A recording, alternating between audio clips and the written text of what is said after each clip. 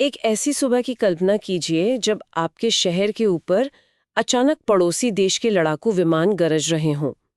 Benin के लोगों के लिए हाल ही में यही हकीकत थी जब एक नाकाम तख्तापलट की कोशिश हुई। हमारे पास जो स्रोत हैं वे एक बहुत ही उलझी हुई कहानी बताते हैं। तो चलिए आज इसी की परतें खोलते हैं। बिल्कुल।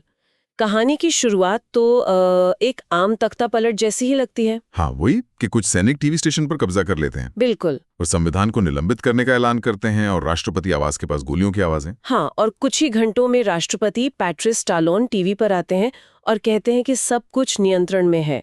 उन्होंने सेना की वफादारी की तारीफ भी की।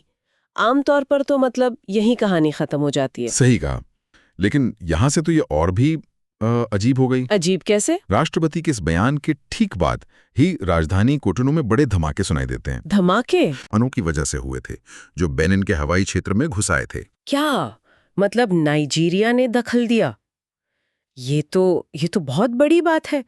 आमतौर पर तो इकोवास पश्चिमी अफ्रीकी देशों का जो संगठन है वो मिलके कार्रवाई करता है। बिल्कुल, किसी एक देश का अकेले ही दूसरे देश में इस तरह घुस जाना बहुत ही असाधारण है। ये दिखाता है कि नाइजीरिया इस स्थिति को लेकर कितना गंभीर था।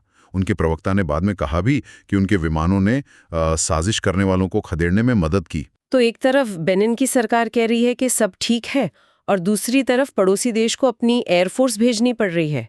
साफ है कि ये कोई छोटी मोटी बगावत नहीं थी। तो आखिर कौन थे ये लोग और उनकी असल मांगे क्या थीं? इन विद्रोही सैनिकों का नेतृत्व कर रहे थे लेफ्टिनेंट कर्नल पास्कल तिग्री। अच्छा। और उनके बयानों से पता चलता है कि उनकी शिकायतें सिर्फ सत्ता को लेकर नहीं थीं। उन्होंने सरकार पर देश के उत्तरी हिस्से में जिहादी समूहों से ठीक से न निपट पाने का आरोप लगाया। अच्छा, तो ये सिर्फ सत्ता का खेल नहीं था, इसके पीछे असल जमीनी मुद्दे थे। सुरक्षा, स्वास्थ्य, पैसा। हाँ बिल्कुल, उन्होंने सैनिकों के परिवारों की अनदेखी, स्वास्थ्य सेवाओं में कटौती जैसे कि सरकारी खर्च पर किडनी डायलिसिस बंद करना और टैक्स बढ़ाने जैसे मुद्दों को भी उठाया। यानी ये वो चीजें हैं जो सीधे आम सैनिकों और उनके परिवारों पर असर डालती हैं। सही बात है।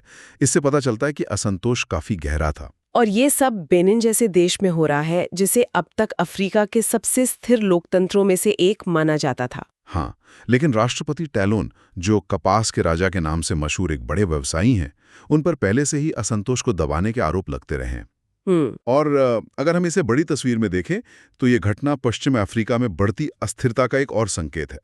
पिछले कुछ सालों में हम बुर्किना फासो, माली और नाइजर में सफल तख्तापलट देख ही चुके हैं।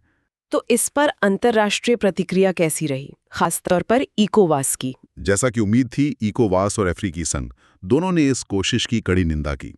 इकोवास ने तो यहां तक कहा है कि वो संवैधानिक व्यवस्था बनाए रखने के लिए बेनिन में अपनी एक टुकड़ी भी भेज सकता है। लेकिन हमारे स्रोतों में एक और बहुत दिलचस्प बात सामने आई है और वो है रूस का एंगल। हाँ, ये बहुत महत्वपूर्ण है। बताया गया है कि कई रूस समर्थक सोशल मीडिया अकाउंट्स ने इस तख्तापलट का स्वागत किया था। क्या ये सिर्फ ऑनलाइन शोर है? देखिए, ये सिर्फ शोर से कहीं ज्यादा हो सकता है। ये घटना उस पृष्ठभूमि में हो रही है जहां पूरे सहेल क्षेत्र में रूस का प्रभाव तेजी से बढ़ रहा है। माली, बुर्किना फासो और नाइजर जैसे देश जहां हाल ही में तख्तापलट हुए। बिल्कुल, वो देश इकोवास से अलग होकर अलायंस ऑफ सहेल स्टेट्स नाम का अपना एक तलक गठबंधन बना चुके हैं, जो रूस के काफी करीब माना जाता है।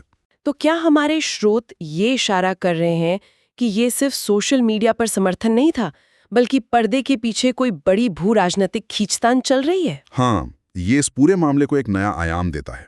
ये सवाल उठता है कि क्या ये विद्रोही सैनिक अकेले काम कर रहे थे या उन्हें किसी बाहरी ताकत से शह मिल रही थी, कोई ऐसी ताकत जो इस क्षेत्र में फ्रांस और अमेरिका जैसे पारंपरिक पश्चिमी सहयोगियों के प्रभाव को कम करना चाहती है। तो सोचने वाली बात यह है कि बेनिन में ये नाकाम कोशिश क्या सिर्फ कुछ नाराज सैनिकों का गुस्सा थी जो अपनी खराब होती हालत से परेशान थे, या फिर ये पश्चिम अफ्रीका में चल रही उस बड़ी शतरंज की बिसात पर एक और चाल थी जहां स्थानीय शिकायतें अब वैश्विक ताकतों के बीच प्रभाव की लड़ाई का हथियार बनती जा रही हैं?